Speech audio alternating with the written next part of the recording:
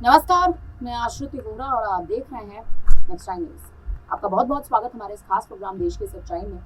अयोध्या में 12 साल की नाबालिग से रेप के मामले पर विधानसभा में उत्तर प्रदेश के मुख्यमंत्री योगी आदित्यनाथ के बड़े बयान सामने आ रहे हैं। उनका कहना है कि आरोपी समाजवादी पार्टी का है, उसने पिछड़ी जाति की बच्ची के साथ कृत्य किया है।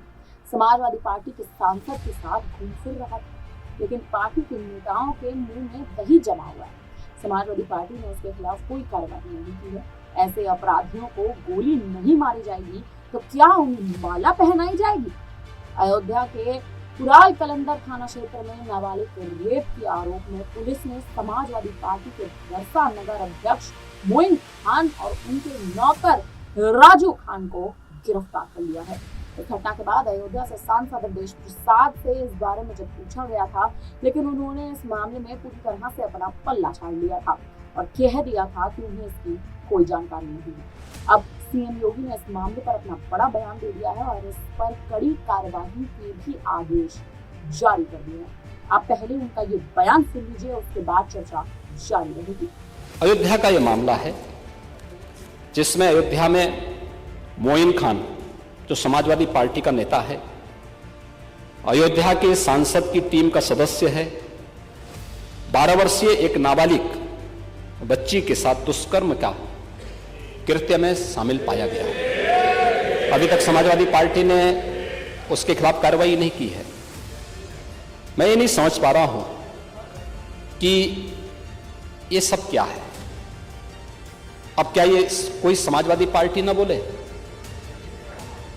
आपका एक्टिव मेंबर है, आपके सांसद के साथ बैठ रहा है, खा रहा है, उनके साथ चल रहा है, लेकिन इस प्रकार के, और यह अति पिछड़ी जाति से जुड़ी हुई एक बालिका से जुड़ा हुआ मामला है और इस प्रकार की घटिया हरकत में वह लिप्त है, लेकिन तब भी उसको हल्केपन से उड़ाने का काम होता, यानी हल्केपन से लेने का काम होता है। ये घटनाएं क्या दिखाती हैं? कल ही हरदोई में एक दुर्भाग्यपूर्ण घटना घटित हुई और हरदोई में घटित दुर्घटना में भी बीरे उर्फ वीरेंद्र यादव इस समाजवादी पार्टी का पूर्व जिलाध्यक्ष है। अब देखो किस प्रकार के व्यक्ति को आप जिलाध्यक्ष बना रहे हैं। इस पे आईपीसी और सीआरपीसी की कोई ऐसी धारा नहीं जो इस पे लगी हो। 28 ऐसे मामले हैं और ऐसे नहीं कि मामले 17 से 24 के बीच के हों। इस पे पहला अपराध दर्ज हुआ था 89 में, दूसरा है 91 में, तीसरा 91 में, चौथा 91 में, पांचवा 92 में, छठा 90 में, फिर 93 में, फिर 92, फिर एक इससे पहले 98, इससे पहले 90, इसके बाद 96, 2006, 2008, 2013 में तो आप ही की गवर्नमेंट थी, 2007, 2009, 2008, 2015 में भी आपकी सरकार थी, 2016 में 302 में भी यह व्यक्ति लिप्त रहा है, 302 की भी घटना में शामिल रहा है, 388 की घटना में भी यह व्यक्ति लिप्त रहा है। इसी प्रकार से 2016 में 302 के मामले में व्यक्ति लिप्त रहा है। 2002 में यूपी गुंडा अधिनियम के अंतर्गत इसके खिलाफ कार्रवाई हुई है। ऐसे ही इसके खिलाफ फिर 2002 में भी इसके खिलाफ गुंडा एक्ट के अंतर्गत कार्रवाई हुई है। 2017 में यूपी गुंडा एक्ट के अंतर्गत इसके खिलाफ कार्रवाई हुई है और फिर 2017 में भी इसके खिलाफ कार्रवाई हुई है। 28 इस प्रकार के मामलों में व्यक्ति लिप्त है। समाजवादी पार्टी का पूर्व जिलाध्यक्ष है। कल एक अधिवक्ता की हत्या सरेआम इसके द्वारा करवाई गई है और इस प्रकार के अपराधियों को आप कहते हैं साहब गोली मार रहे हैं, क्या माला पहनाएंगे क्या? मुझे आश्चर्य होता है।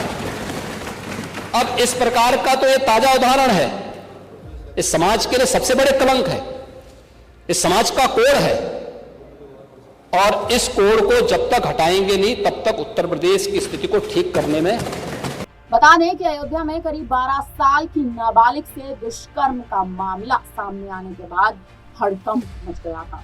आरोपियों ने नाबालिग का पहले अश्लील वीडियो बनाया था, इसके साथ कई बार दुष्कर्म की घटना को अंजाम दिया था। मामले का खुलासा उस समय हुआ था जब नाबालिग पीड़िता गर्भवती हो गई थी। 2 साल पहले ही पीड़िता के पिता की मृत्यु हो गई। आरोप लगाया गया है कि लगभग 2.5 महीने पहले पीड़िता खेत में मजदूरी करके लौट रही थी।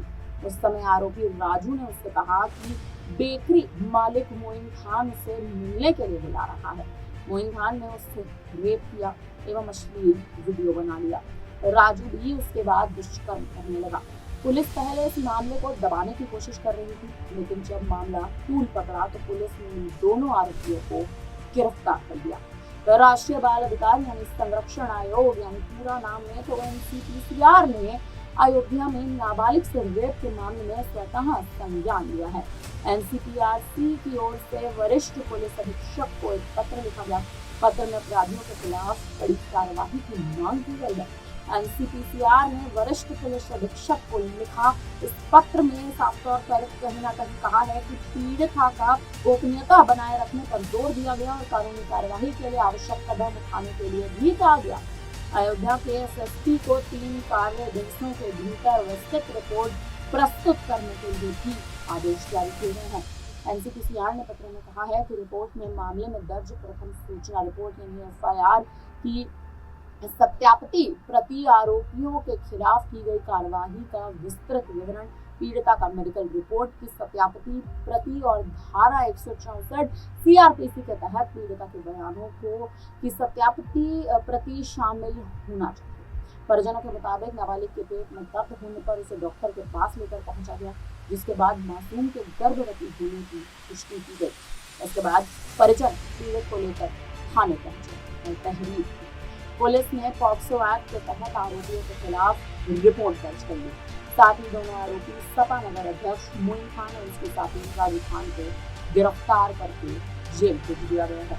वहीं इस पूरे मामले में इस बारे में सपा नेता प्रसाद से भी सवाल पूछे गए थे तो उन्होंने जानकारी देने से उनकी तुलना करने से साफ इनकार कर दिया था। इस समय उत्तर प्रदेश की स्थिति है वो कहीं न कहीं बेहद गंभीर हो सकती है। जिस हिसाब से नाबालिग बच्ची के साथ दुष्कर्म किया गया है, जिस हिसाब से नाबालिग बच्ची की निर्मम हत्या कर दी गई है, कहीं ना कहीं वो 12 साल की नाबालिग बच्ची अयोध्या में अपने गरीब परिवार के बीच रहती थी और उसी छोटी बच्ची के साथ मोइन खान जैसे नेता ने, समाजवादी पार्टी के नेता मोइन खान ने जो तरह से दर्दनाक मौत उस बच्ची को दी है, जो दुष्कर्म उस बच्ची के साथ किया है, जो कुकर्म किया है, ये कहीं ना कहीं अब राजनीति का एक बड़ा मुद्दा बनता जा रहा है। अयोध्या की बात करें तो यह वही अयोध्या है जहां हिंदू धर्म की राजनीति चलती है। ये वही अयोध्या है जहां पर आज से कुछ समय पहले जनता इतनी खुश थी, जनता इतनी प्रसन्न थी, जनता इतनी स्नेह मुक्त थी कि इस अयोध्या में भगवान राम का 500 वर्षों के बाद भगवान राम विराजमान हुए थे अपने गर्भगृह में।